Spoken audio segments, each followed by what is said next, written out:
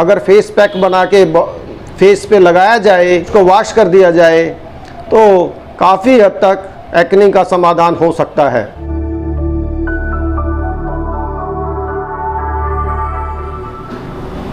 Hello दोस्तों, मैं doctor Ranbir Sharma Panipat से आज आपके सामने एक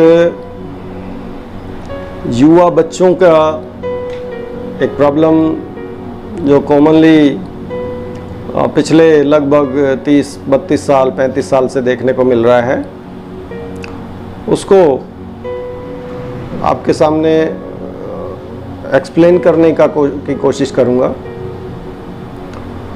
नाम लगभग कॉमनली सभी जानते हैं, एक्नी, पिंपल्स जिसको बोलते हैं, और आयुर्वेद में उसका नाम है मुखदूसिका, जो चेहरे को खराब कर देती है, इसलिए उसका नाम मुखदूसिका आयुर्वेद में है। इसमें पहले मैं इसके कारण मोटे मोटे बताना चाहूँगा कि एक सबसे पहला कारण तो है इसमें तीक्ष्ण भोजन का सेवन करना। जब से हमने चाय का, मिर्च मसालों का और तली हुई जो बाज़ार की चीज़ें हैं जिनमें केमिकल भी डले होते हैं, उनका सेवन करना शुरू किया है, तब से पिंपल्स का प्रभाव ज़्यादा देखने को मिला है। उससे पहले ये बहुत कम होता था, किसी को, कोई हज़ारों में एक आध को किसी को पिंपल्स निकलते थे और वो भी कुछ समय के बाद अपने आप ठीक हो जाते थे। लेकिन पिछले 30-35 साल से इन्होंने लगभग ज़्यादा नहीं तो 50 से 60% युवाओं के चेहरे को अपने प्रभाव में ले लिया। और इसका कारण हमारा आहार और विचार दोनों ही रहे।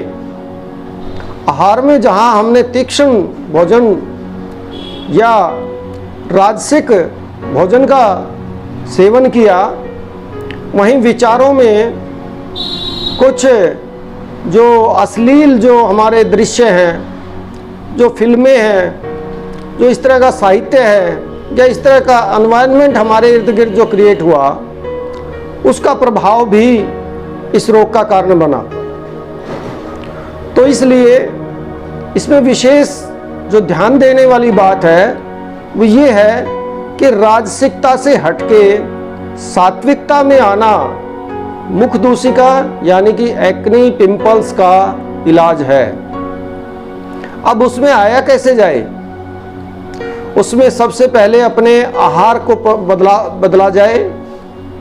आहार में ज़्यादातर जो तीक्ष्ण चीज़ें हैं, मिर्च हैं, लाल हरी मिर्च, चाय, कॉफ़ी और बाज़ार में जितनी भी जंक फूड जितने मिलते हैं जिनमें हमें पता नहीं है उसमें क्या क्या डाला गया है, उनका सेवन बंद कर दिया जाए। साथ में जो बॉडी को ड्रेन करने वाली चीज़ें हैं स्वाभाविक रूप से, उसमें नींबू का स्थान बहुत ऊंचा है। अगर नींबू का सेवन किया जाए, पानी थोड़ा ठीक मात्रा में लिया जाए और सलाद का सेवन बढ़ाया जाए, कब्ज ना रहने दी जाए, तो ये परिवर्तन से आहार लगभग सात्विक हो जाएगा और उससे होने वाले जो शरीर में परिवर्तन है जिससे एक्नी पैदा होता है वो रिवर्स हो जाएंगे। दूसरा, हमारा विचार, राजसिकता होती क्या है? जो संसार में भटकाने वाले विचार हैं वो सब राजसिकता में आते हैं। उनसे बचा कैसे जाए?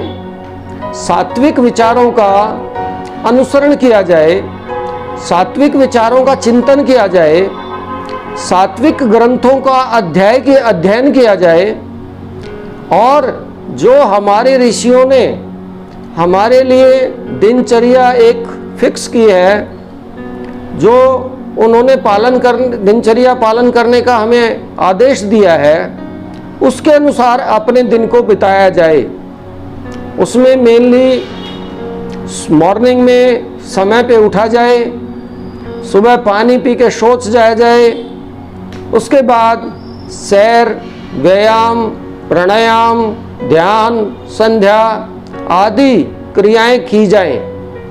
उसके बाद ही भोजन लिया जाए।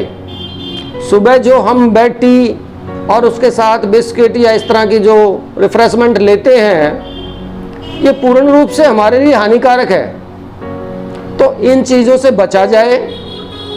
और दिन में भी जो बच्चे हैं उनको ऐसे साहित्य से, जो राजसिक साहित्य हैं, राजसिक जो हमारा जो पढ़ने की जो चीज़ें हैं, जो चिंतन मनन है, उनसे बच्चों को बचाने के लिए उनको सात्विक साहित्य प्रदान किया जाए, सात्विक माहौल प्रदान किया जाए, तो हम इन चीज़ों से बच सकते हैं।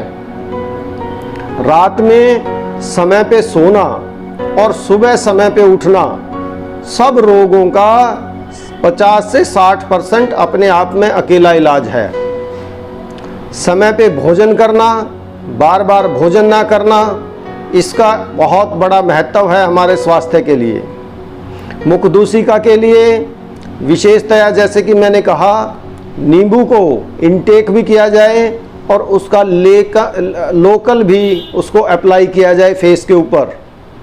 इसका प्रयोग है मुल्तानी मिट्टी, उसमें थोड़ा सा गुलाब जल और साथ में नींबू का रस मिला के अगर फेस पैक बना के फेस पे लगाया जाए और 1 घंटे तक उसको रख के उसके बाद उसको वॉश कर दिया जाए, तो काफ़ी हद तक एक्ने का समाधान हो सकता है।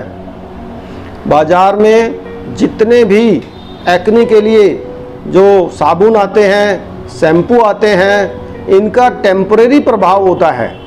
इनका प्रयोग कम करें, कभी कभी जब ज़्यादा हो जाए उस समय करें, लेकिन बाद में सिर्फ मुल्तानी मिट्टी, उसमें गुलाब जल और नींबू का रस मिला के उसका प्रयोग करें। इसके साथ साथ एक मैं आपको एक बहुत बड़ा इलाज इसका बता देता हूँ कि अगर नीम के छिलके को नींबू के रस में घिस करके उसकी मलहम बना के अगर रात में सोते समय फेस पर लगा लिया जाए, तो इससे फिर आपको बाज़ार से किसी साबुन की या किसी भी तरह की क्रीम की आवश्यकता नहीं पड़ेगी।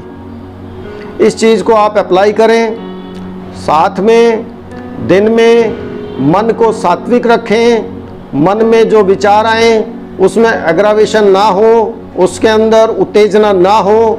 इस तरह की अपने मानसिकता को अगर हम रखेंगे तो एक्ने जैसे जो एक हमारा जो सूरत को बिगाड़ने वाला रोग है उससे हम बच सकते हैं। तो मेरा आप लोगों से यही निवेदन है कि इन वीडियोस को जो हम आपके लिए YouTube के ऊपर अपलोड करते हैं, इनको ध्यानपूर्वक देखें और आगे इनको शेयर भी करें और सब्सक्राइब भी करें। धन्यवाद।